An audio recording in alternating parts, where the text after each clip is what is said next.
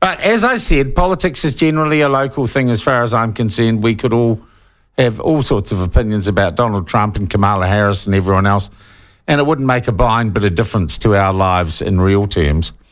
I tell you what does, though, local body politics, and the biggest local body in New Zealand as well, Auckland City, of course, and the mayor of that wonderful municipality is Wayne Brown, as he often does from time to time. He joins us on the line now.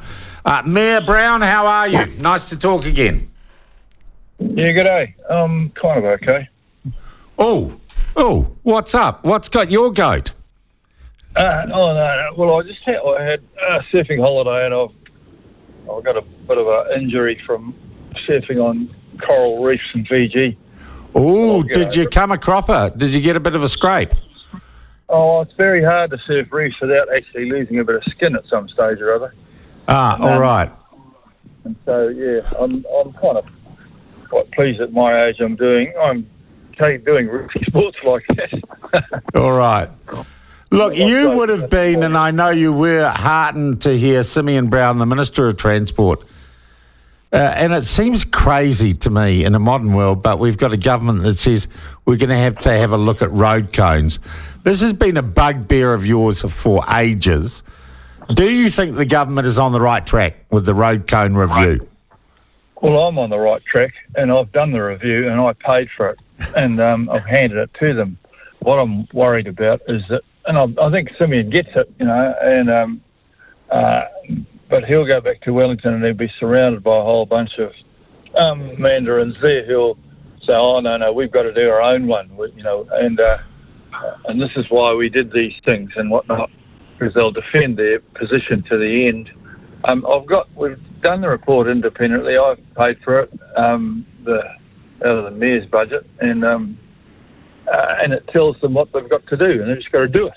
Do it. You don't have to have another bloody report. Yeah. We discussed this a couple of weeks ago, and I was told by another mayor, and he gave me a thumbnail sketch of what's gone on with the road cones. I want to run it past you and see if we got the story fundamentally right, Wayne.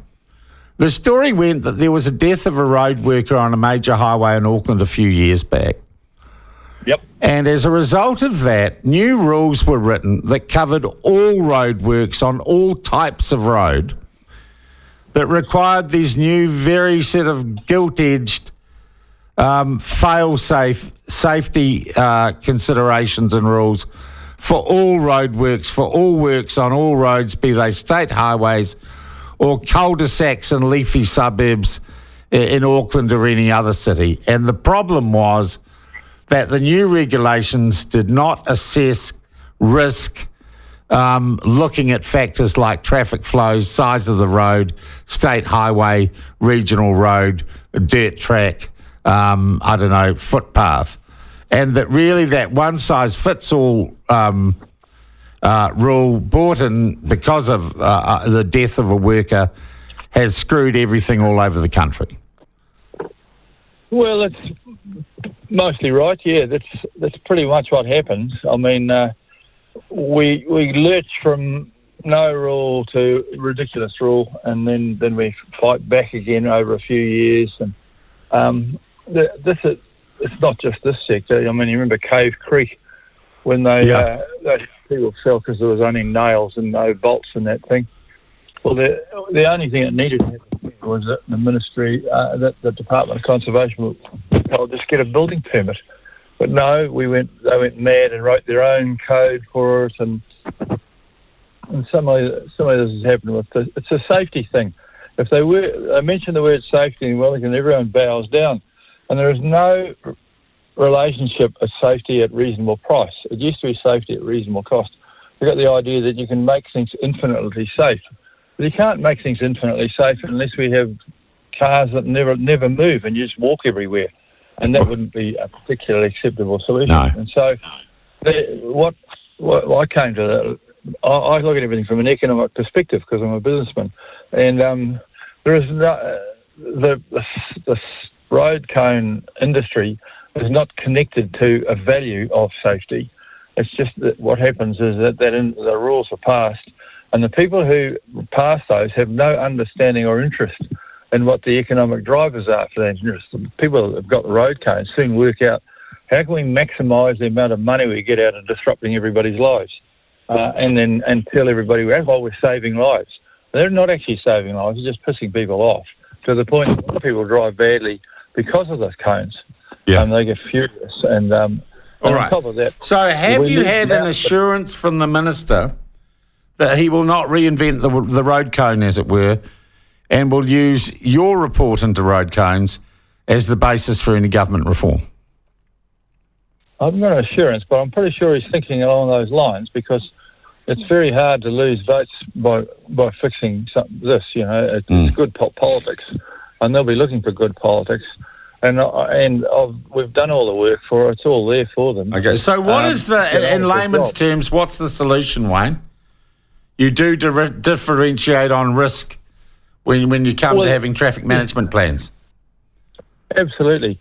There are some, and you pay, or the contractors pay for occupying public space.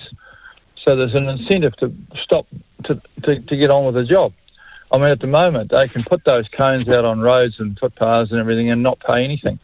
And of course, then they can leave them there for as long as they bloody like, earning money rather than actually having a system where if they've got to pay to be there, then there's an incentive to finish. We also have, we don't charge nearly enough for them so that they can afford to be out there. We don't have penalties for leaving them there. One of the things that most annoys people is when they go past hundreds of cones and there's nobody doing a damn thing. Yeah. It's also very dangerous because if you drive in the countryside in New Zealand, you'll go through a series of cones with nobody there. Yeah. And a sign that says 50k, and people think, oh, bugger this, and so they go through at 100k, and then eventually they get to one that does have a big hole, but they've and they wreck the car. And so those ones that are left out with nothing happening in 50k's are actually crying wolf and are very unsafe. Yeah. They're encouraging unsafe behaviour. They're encouraging people to. We need, there's a place for cones, but there's not the proliferation and spread that we've got. Coming outside my office yesterday, both sides of the road were blocked off. And there was cones for Africa. I counted 130 cones without taking a step from my office. And that's just ridiculous. I hear you. That whole industry is making far too much money out of it. They're farming our disruption. Yeah. And that's not good. Yeah.